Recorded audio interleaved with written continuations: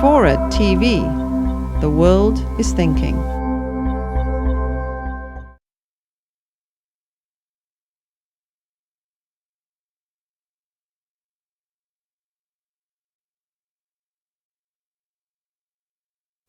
My lack of a hedge trimmer may qualify me as an enemy combatant in George W. Bush's book, but as I start to read about income, spending, and debt, I learn that I am Jane Q. Consumer, the typical American. I earn about the median income for a New Yorker, a bit under $45,000 a year before taxes and business expenses. My perennially unpaid credit card balance, about $7,500, is average too. Even my attitudes about spending are normal. Research shows that just about everyone thinks she needs the things she buys and considers almost everything she wants a necessity. A life of reasonable comfort appears always just a little out of reach.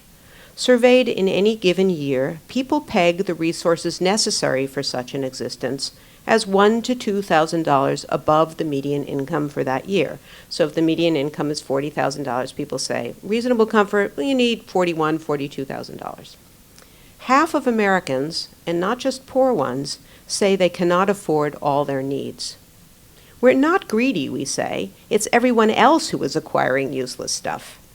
In one study conducted by Juliet Schor, the economic sociologist, 78% of respondents stated that most Americans are very materialistic. Only 8% considered themselves very materialistic. How many in this room are very materialistic? None. You should. So that's about 8%. Typical of this attitude is a couple of Texans profiled in a book called Trading Up, the New American Luxury. The husband, a real estate developer named Charles, owns a BMW 325 and a Jaguar X-Type. His wife, Judith, bought a Thermador 6-burner range and other premium appliances when they renovated their kitchen. Nevertheless, Charles and Judith say they don't like to overspend and don't believe in status buying. For instance, Charles scoffs at the idea of buying a fancy watch. I don't consider myself materialistic either.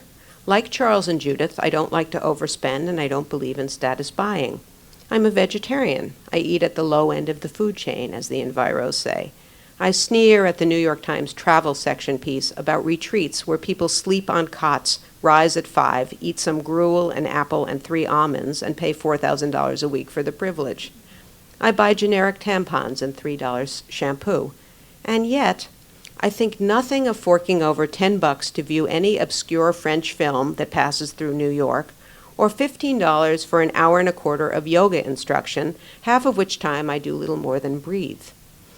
I buy the no-name tampons, yet I unswervingly maintain that the 200 milligrams of pure ibuprofen in an Advil capsule cures my headache faster than the 200 milligram capsule of pure ibuprofen in the bottle labeled ibuprofen, which costs half as much.